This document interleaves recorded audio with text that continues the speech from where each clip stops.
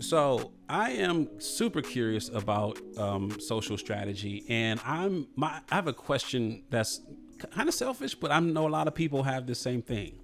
Why am I stuck at a 17,000 followers on Instagram? Stuck. Man, Like I just I was at like 16.9, then I went to Invest Fest and I got to 17. But yep, then but I've been at 16 forever. yep. Why am I So, stuck? man, beautiful question, and I'll try to give the short version of the answer. What we know of Instagram has changed dramatically, and I would say the CEO has been dropping the nuggets of it, but I'll try to tie it all together. The first thing is we got to remember, how did we used to grow? So there's pretty much organic growth, which would come through the form of people sharing your content primarily to their group of friends. And then the second part, I'm not talking about paid, right? But the second part is what I would call algorithmic. So this is usually hashtags, keywords, or different things that will get you on the search tab or the explore tab. At this point, a lot of us, if we don't play the second part of the game right, if we're only counting on our core audience to distribute us, we end up in sort of a loop of the same people seeing the same things, sharing it to the same people, and they've already made a decision on whether they're going to follow us or not. So your follower base might be 17,000, your awareness base may be 10x that, right? So there may be Hmm. easily enough people that's like, oh, I've seen brother's face, I'm familiar with him, but it isn't worth a follow, right? So the question becomes, how do we play the algorithmic game so that we can disproportionately grow? At this current stage, and we're in late 2024, what Instagram has said is we're prioritizing reach over everything. What I hear that to mean is some of our more niche based content or some of our more brand based content is dead on arrival. If you don't play to the mass audience, you're going to have a hard time getting people to stop long enough to follow you.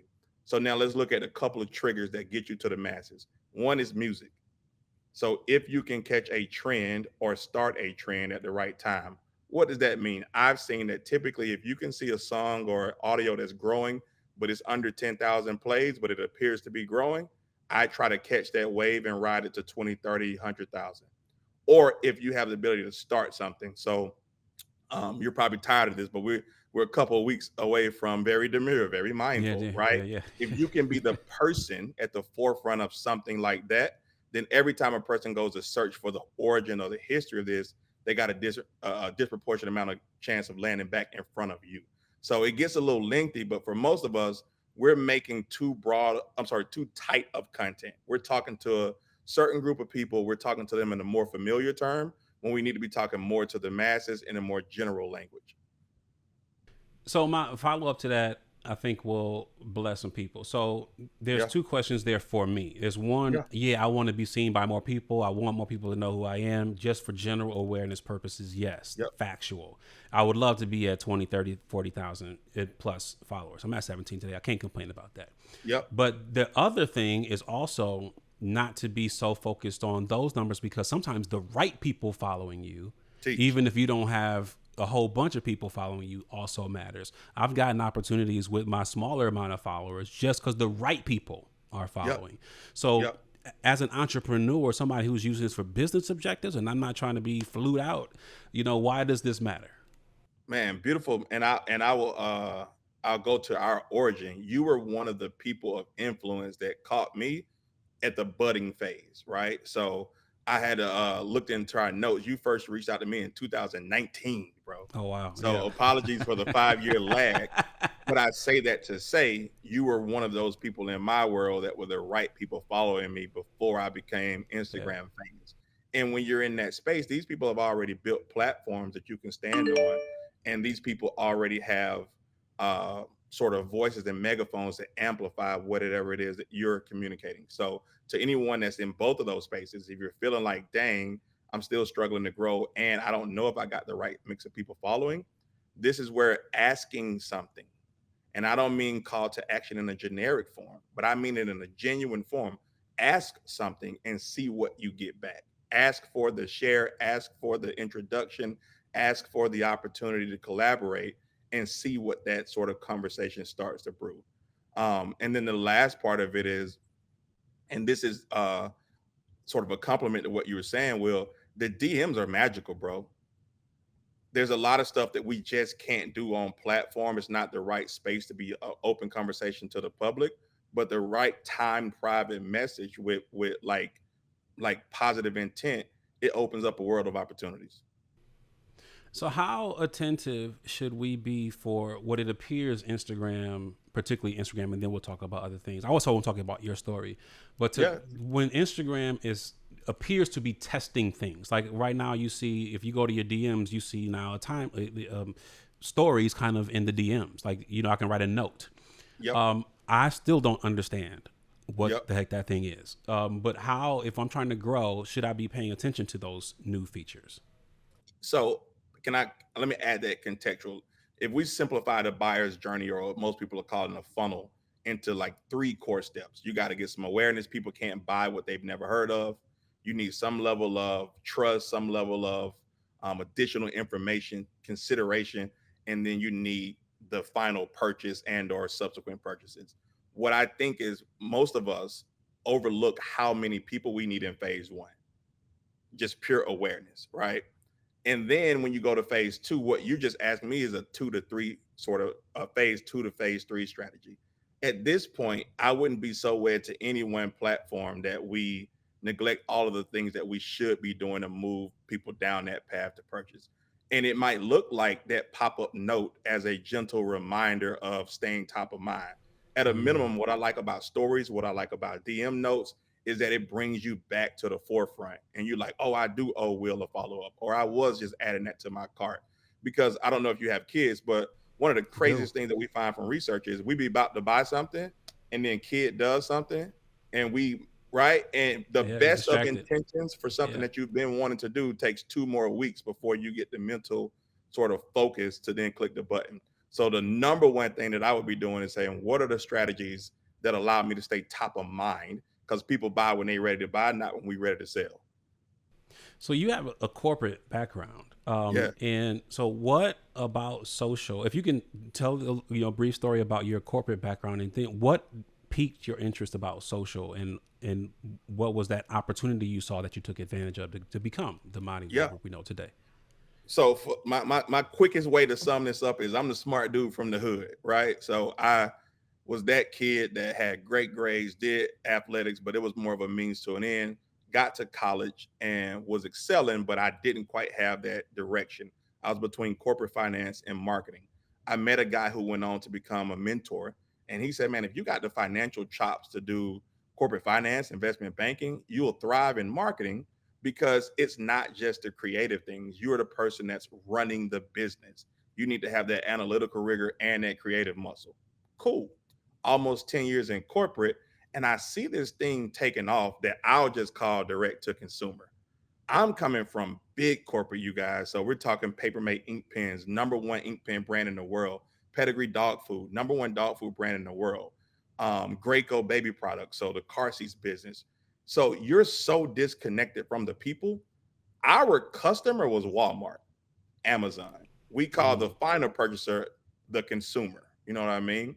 But as a person who's sitting here with both minds thinking, the employee in me is thinking about how do I do my job. The aspiring entrepreneur is thinking there's no more red tape, right? I don't have to do all of this bureaucratical stuff to get a concept from out of my brain into the market. What if we can just put some out in front of folks and get straight to the interaction, whether that be a sale, a follow, or whatever it is that we're looking for? So I was sort of on the front end of it, but I didn't have a magic ball. I did not foresee it becoming this big this fast because I started college right at the start of Facebook. And so my initial introduction to social media was flirting with girls. It was never right coming up with products and services and Yeah. going direct to consumer. But once I was sort of seasoned in business, I realized the power, and I sort of went full steam ahead in this area. So I saw this meme today, and this is this. I'm gonna tell you what this question is for. This question is an opportunity for you to talk about how you the truth. So I'm gonna give you that. And so I saw this meme, and it said just like an hour or two ago. I should have screenshotted it, but it said anybody that's making $80,000 a month is not gonna be on Instagram teaching you how to make $80,000 a month. They're gonna be trying to sell you something to that you can make sure they can make it at $80,000 a month. And so talk about how you are actually providing value. And yeah, this might be a source of income for you, but you're actually Yeah. providing value. Yeah. So I would like to say I sit at the intersection of um, a person who is got a certain level of education, be it high school, college, it could be advanced education, and then the market itself. And you're sitting here and you're trying to figure out, do I go get a job? Or if I have a job, like what do I then do with my extra income, my extra time, or these creative endeavors that I have in my mind? Because I don't really know how to get this from my brain to final thing. You know what I mean? So understanding that dynamic, like there's a huge gap between, I'll give it another way. I say that the college to career pipeline is corroded. It Mm-hmm. used to be almost a promise that if you went somewhere, applied yourself, it was for sure to get you a job. Now that's not the case. And if it does get you a job, it ain't for sure to get you the one in your major or in your desired field of study. Or even better, you could advance quicker going outside the organization than through the organization in some respects. Because the old way things were done, your manager had to walk you through something and you go through training. And now I just get on YouTube University and I don't have to wait That's the right. 2 weeks to get one-on-one time with my line manager or the person directly above me. So what I'm doing is taking this information, synthesizing it, and saying, hey, whether you are again working and you got extra capacity, or whether you're out here as a full-time entrepreneur, let's get you further faster using all this stuff that I done learned and aggregated over the last 15 years. And that's sort of the corner of the internet that I occupy. Unfortunately, I also occupy that with people who are just extremely charismatic, really good at sales, but the thing that they've created may not be of substance. They're just playing a marketing psychology game. So I'm more of a marketer than a salesperson. I try to study people, see what they need, create the thing, and let you know that it's available. But I don't have a lot of things after you saying not right now or this isn't for me. I don't have a bunch of creative ways to overcome those objections. I just hope I get it right by doing my research. So my next question is like, who are you specifically speaking to? So here's my personal mission. I've talked about it on this podcast Love a it. couple of times. My personal mission is to create content and opportunities for Black people, Black entrepreneurs to help them realize entrepreneurial success beyond their wildest dreams. So Mm, everything I do powerful. is pointed to help Black people realize entrepreneurial success beyond their wildest dreams.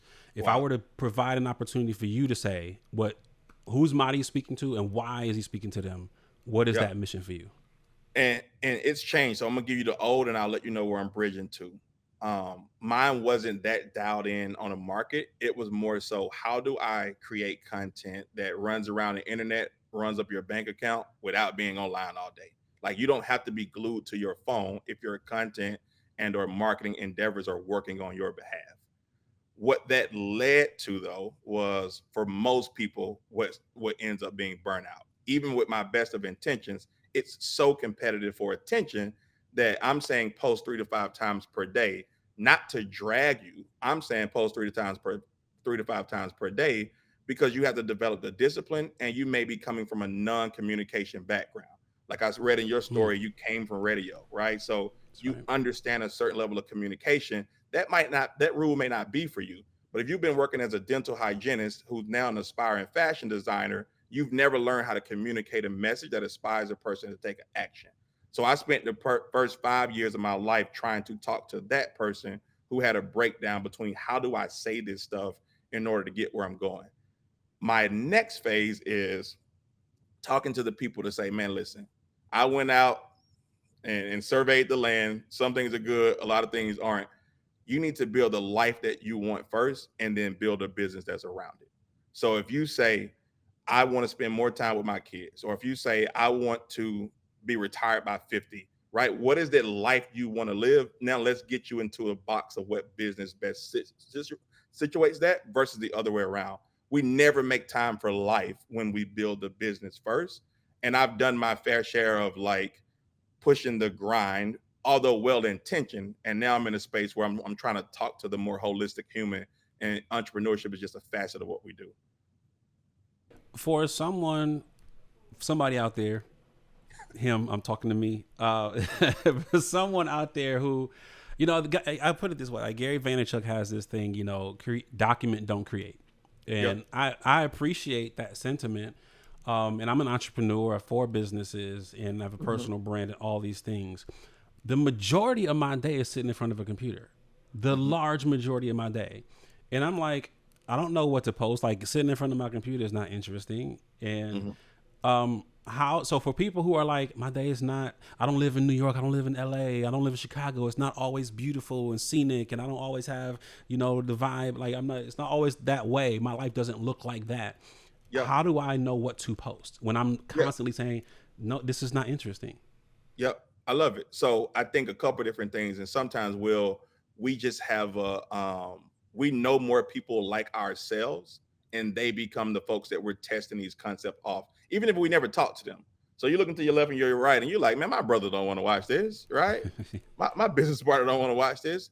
But on the flip side, to that kid, remind me, Toledo, Yeah, Toledo, Ohio. right? To that kid in Toledo who has no idea how to leave Toledo and be in one metropolitan city one day and another metropolitan city the next day. They don't know what that looks like. How do you juggle time zones? How do you manage your Mm, calendar? How do you review somebody's business presentation and also send one over to somebody? Right? They don't know. So I think there's a literal form of document and or capture what you're doing, but then there's another piece that says, what if I were to block out my schedule for the next week and say, what are the 3 critical things that I'm gonna get done? That if a person wants to walk a similar walk, and what are the sub steps? So how do you get booked to speak in front of 20,000 people? And then what does it look like from multiple vantage points? Camera behind you seeing what you see, camera in front of you seeing what they see, and merging that story to say, this is Will when he's at InvestFest, or this is me when I'm interviewing 3 people for my podcast. So I think don't sell yourself short that your peer might not want to see it, right? But the person yeah. aspiring or the person that's saying, I don't even know how I get on these platforms, they may want to love to hear the backstory of how they end up being able to be interviewed by you. So I think those things are critical. I'd also push and say for the next phase of it, and this is, we just got old, but again, if you got kids, nieces, and nephews, they've been watching YouTube of kids playing games and making slime and doing things that we didn't do growing up. Yeah, I yeah, wanted yeah. to play baseball, not watch people play it, right? That's right. And so that level of voyeurism, but from a positive side, I think that's only going to become more intensive over the next few years. So don't sell short that it might be helpful to just set up a streaming camera and then come back on the editing side and show what it looks like to put in 8 hours of focused work. That's super good. Um, so I don't believe tech companies particularly love me, and I mean just Yep. in general, us. They don't Okay. love us. They create things to create, you know, opportunity for them. And so here's what I mean by that more specifically. I remember Okay. when we opened Toll House here. Toll House is a private social club that I own myself and my wife. And obviously black owned because I'm black. And I remember when we signed up for Google to be on Google Business, I remember getting things in the mail that said, you know, if you're a black owned business, add that to your Google profile. And I'm like, I'm not going to do that. And so Yep. I never added it to my Google Yep. profile. And then I remember as time goes on, the coffee house, we have a coffee house here, and we're the number. So if you Google in Toledo, coffee houses, coffee shops, we show up first. And Yep. my conspiracy, my 10 hat person, my Alex Jones, where it says like if I would have black owned on there, I wouldn't be showing up number one. Yep. And so my question is this: is for black founders, small business owners, what? And I'm not asking you to agree with that statement. That's just No, no, a you're okay. conspiracy thing that I believe. Is what unique challenges do we have when we're trying to grow online?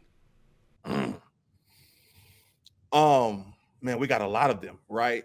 And so I would say if we break it down into let's call it the business strategy side, so getting the right idea, getting the right business model, all those things.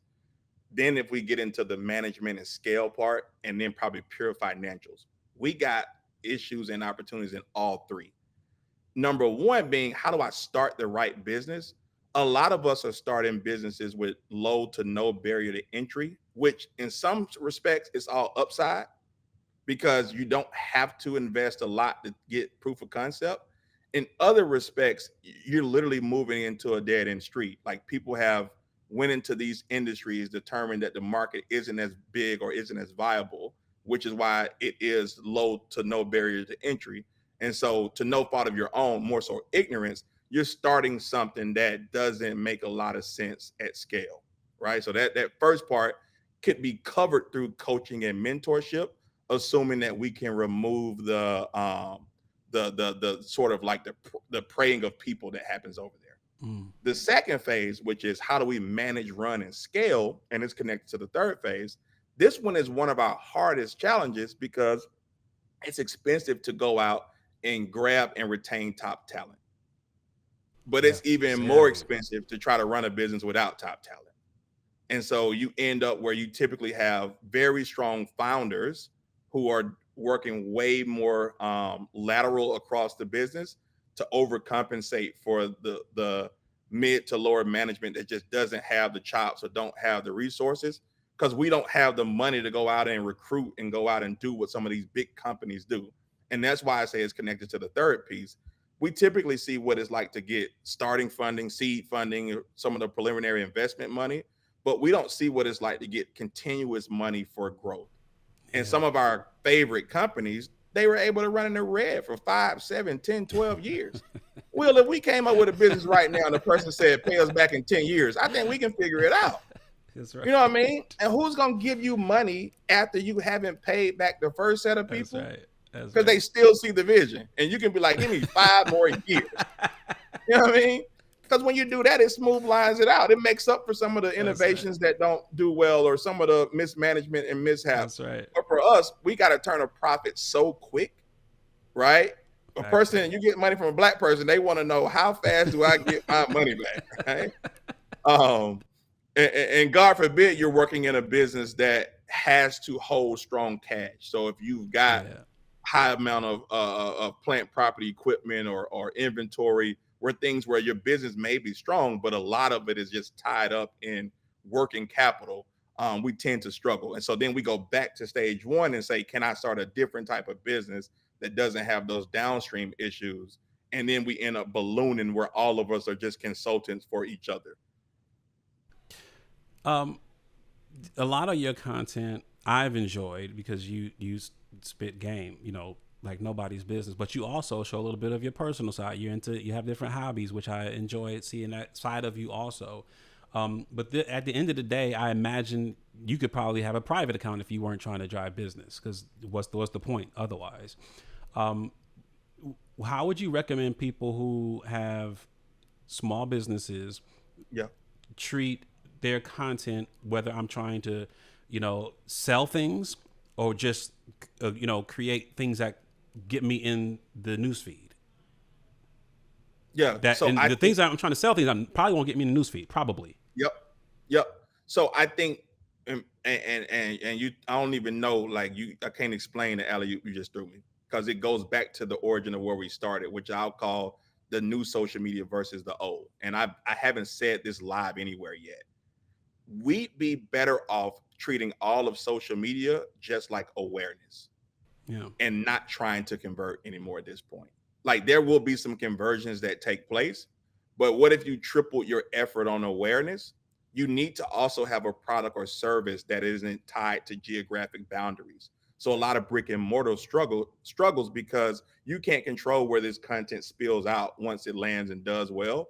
So even if you have a restaurant, you better have a recipe book. You better have some seasonings, something that you can port and sell, because the content knows no geographic bounds, right? So I would say those that have a service-based business or the ability to ship products, they can win a disproportionate amount of it.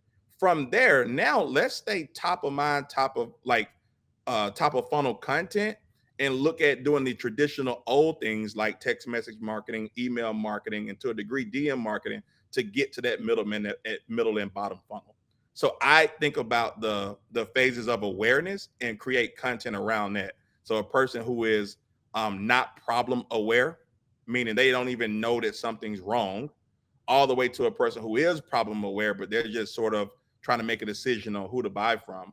I tell a person who is starting today, put a disproportionate 70, if not 80% of your content needs to be top of funnel focus, and then you need to convert them off of social, which is counter to what I've been saying for the last 5 to 7 years. And that is 100% based on looking at the algorithm change. So when I look at my most recent 9 posts, 65% of them are landing on strangers. Great for reach, horrible for conversion. For people who own businesses that aren't necessarily sexy, let's say I got a carpet cleaning business, or I'm a big company. We're doing hundreds of millions, and we have, just non-sexy, whatever. Pick your non-sexy category. And they want to go create an Instagram, TikTok account. My thought is, okay, why would I want to follow you? So you have a corporate background, and you're now at this company, Joe's, metal bending fabrication place. You're now the CMO. You're gonna give them a social strategy. What is Mahdi thinking in that capacity? Yeah, I love it. I think we're seeing it happen. Founder-led stories is probably how I would attack those type of businesses. So I'm Mahdi, and I'm on a journey to build Mahdi's metal bending company.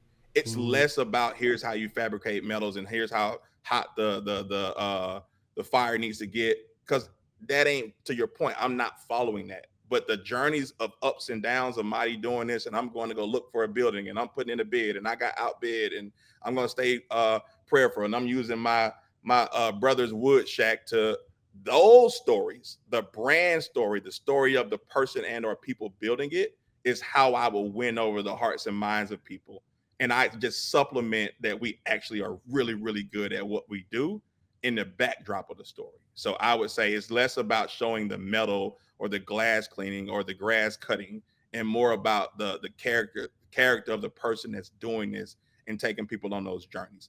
Now, what I would for non-sexy businesses, and I don't want to leave my people who have brick and mortar isolated, I would augment their stuff with paid, because you can get very targeted to a group of people within geographic boundaries, and that would be a stronger way for them to grow on social than to play the traditional organic game to where it spills out into anybody. We can draw a digital fence around 100 miles around Toledo with people who got various interests, and then we can set up a set of rules. If they've seen this piece of content, show them that piece of content, and subsequent sort of strategies from there.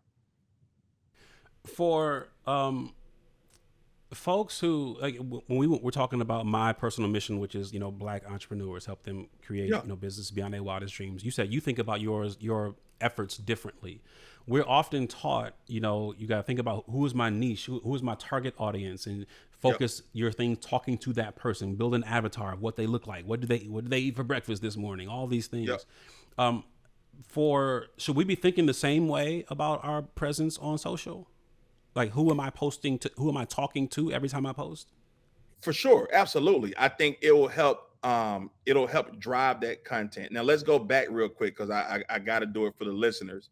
When we get into targeting follows segmentation. Segmentation is just a fancy way of saying, how do I organize these people into meaningful groups? And typically, we have a love affair with demographic segmentation: age, sex, marital status, income. We typically inadvertently neglect behavioral and psychographic, or what lifestyle and what phase in their life may they be in. So I'm aware that my new positioning is going to isolate a disproportionate amount of entrepreneurs, because they like, Mahdi, I ain't got enough money yet to be self-caring. I ain't got enough money yet to be dreaming of my life. I'm fighting for my life, right? But as I move into a different space of being okay with the fact that I'm leading leaders and serving people who are already serving people, that's where I'm evolving to. And I got to make space for the next person that can coach you on day-to-day content. But I'm more so like, how do we help Will accelerate this mission? Because you can hit 100 million people with the airwaves. Now, if I help you, you get what I'm saying, but I hope the listeners get what I'm saying. So the first part is thinking about segmentation broadly and making sure we then prioritize it the right way. The analogy I give, and don't let me lose the back end of the question, Will. When you go to shop, there are some people who go online. Let's say you're looking for a black hoodie. Some people go to their favorite website and just type black hoodie. Other people follow the clicks. They go to male, they go black, they go hoodie, they go 2X, right?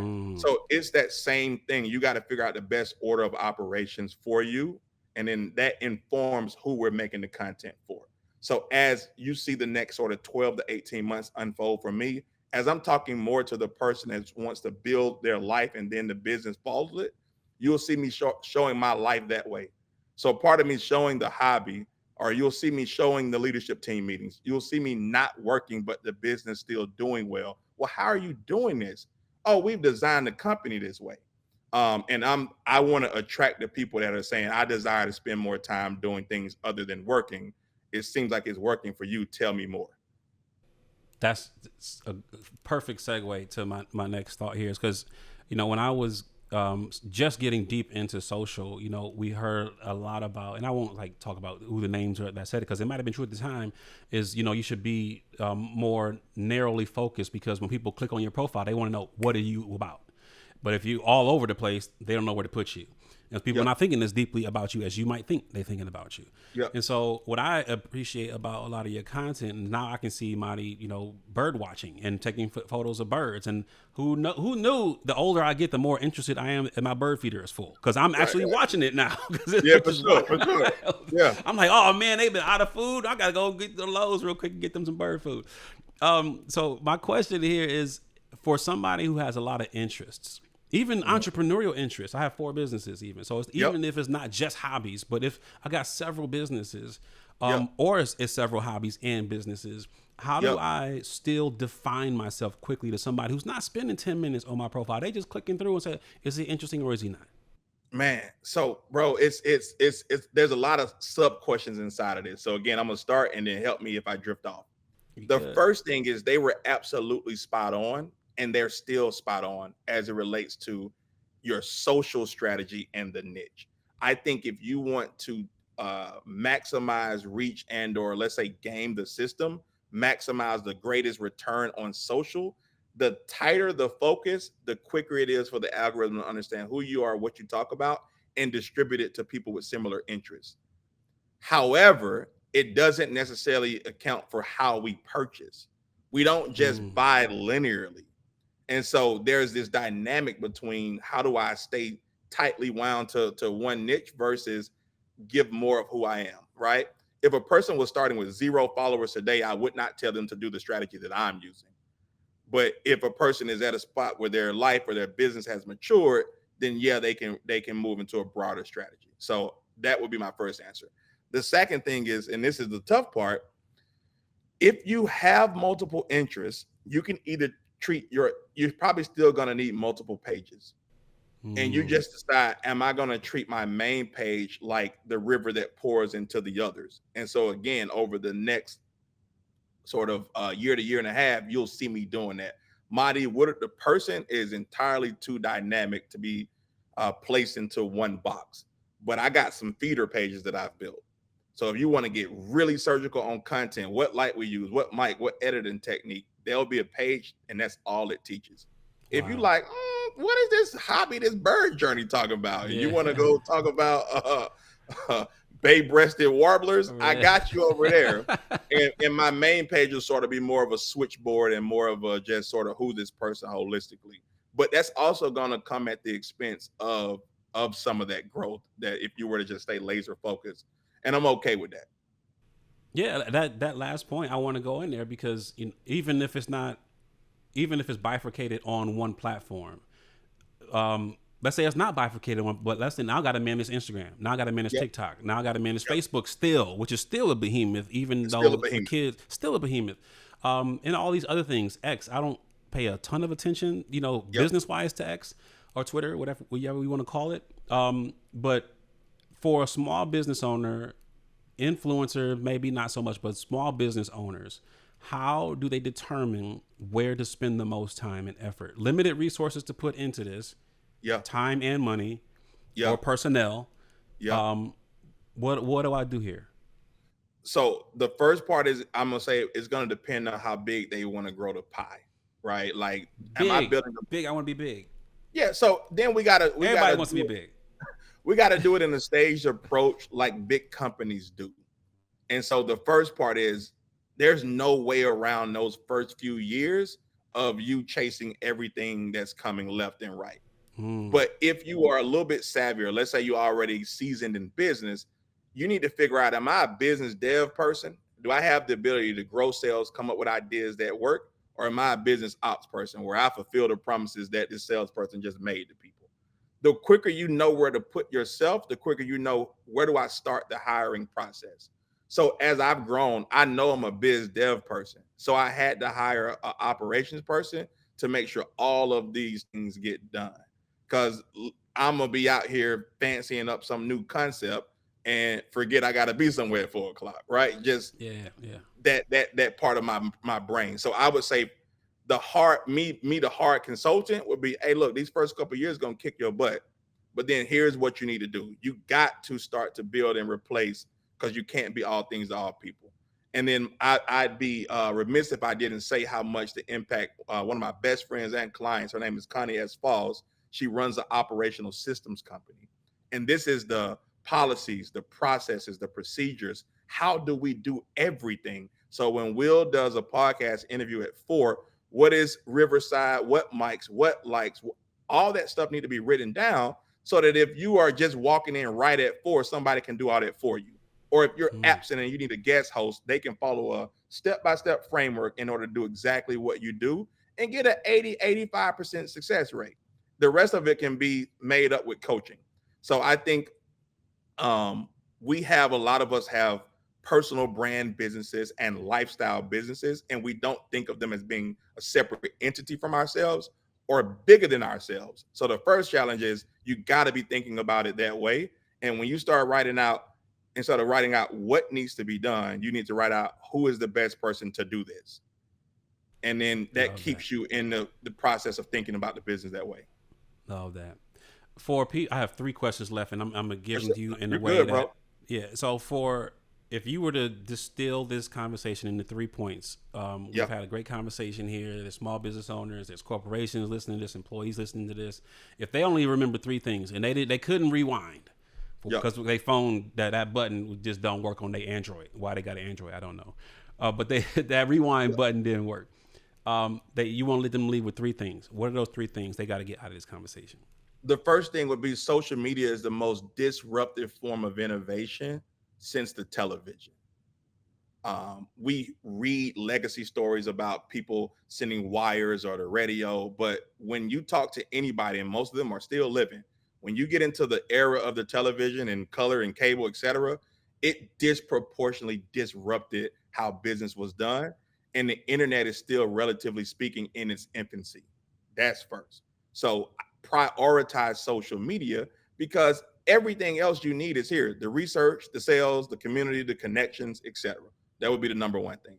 Number 2 thing is, when you're building a business, you have to, it's fundamental that you spend more time thinking about who are the people and what are the problems than thinking about what product can I build. I need to know who they are, because that then leads me to the products and the messaging. Most of us, we do it the other way around. We assume the world is like us. We build what we want and what we need, and then we scream from the top of our lungs about why people should buy said thing. But we don't. I would recommend you do it the other way around. So understand, social media is huge, so huge that if you find the right group of people, you can click in the comments and you can follow some folks, and you can start to see, here are some problems, and if I can develop a product or service, I got a business, I got a money opportunity. And then the third thing would be, situate yourself in the right side of the business. Am I a person that can go out and make a sale every day, or am I a person that's going to swing the hammer and get the job done every day? Hire for all the other jobs that you aren't good at. Love it. This one is, and I hate to ask 2-part questions, but You okay? I had to get a 2-part question. It is, historically, black entrepreneurs don't spend enough money in marketing. We don't allocate enough when we starting up. That's those are statistics. We just don't put enough money in marketing. And you talked about consistency, posting 3 times a day. You said that's not always a rule, but it's by and large, you need to post that much. What does consistency look like? So if I post Tuesday and then I may scroll on Wednesday, but then I post again Friday morning, but then I posted again on Sunday. Man, I posted a lot last week. Is that a lot? Or it's like, should I be doing that noon, 3 p.m. and 7 p.m.? Yeah. Beautiful question. I would tell folks, Even though it's not all about sales, but this will help it make sense for folks. Post every day that you want to make some money, right? Are you comfortable with your money coming in every once in a while? Post every once in a while, right?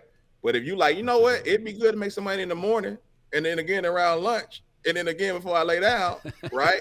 Then I orient my content schedule around that, because all things ultimately we hope they lead to sales, whether I'm gaining awareness or nurturing or getting to a hardcore CTA or a conversion. We're sort of all moving in that direction. So that would be my recommendation there. Beautiful. Did I cover the second part? That was great. That was great. Okay. The last one is, you obviously smart. You could be doing a lot of things. Why did you determine that you're going to spend your time doing this work? Man, so I read somewhere that like all businesses are birthed out of some type of trauma. And oftentimes we're creating what we wish existed for us at some point in the past. So what I learned early was that I'm really good at learning information and teaching it. And after working in corporate for close to 10 years and seeing the money and getting the prestige and all of the things that you would think light your spirit up, it came at the expense of this other thing that's been sort of nagging at me. And so I didn't fully know what it looked like. I just knew that people call me all the time and ask me what I think about stuff. And then they'll go do exactly what I told them to do, right? And then they'll hit me back and be like, hey, bro, this worked. I didn't know this was consulting. I thought I was just putting my homie on game. You know what I'm saying? So this allows me to selfishly do what I'm good at and feel good about. But in the other way, I fully understand where we're going as a people, talking about us Black folks. Mm-hmm. We've always been last in education, right? Hardest to be able to get the capital, displaced by technology the first, right? The fastest. So if I can share this stuff that I done went and got from these fancy universities, and if I can share this stuff that I learned at these fancy corporations, and even if I'm humble enough to share my entrepreneurial failures, I'll be able to help somebody overcome some of the things that I went through. All I got to do is just be willing to share it. It just so happens that one of the byproducts is you can also make a living from it too. Fantastic. Mahdi Woodard. So glad you spent this time with me. This was great. Bro, listen, man. I again, for cut this off if you need to, but I need people to understand what grace looked like, because you done extended me a lot of grace over the sort of evolution of our relationship. We locked in. Thank you for the platform 100%. And thank you for the opportunity to share with your audience. Keep doing what you're doing, and I'm so proud of you. I'm having watched your growth, and thank you. The sky ain't even the limit for what is in store for you. Wow. So proud of you, man. Appreciate you, brother. Thank you, man. Absolutely.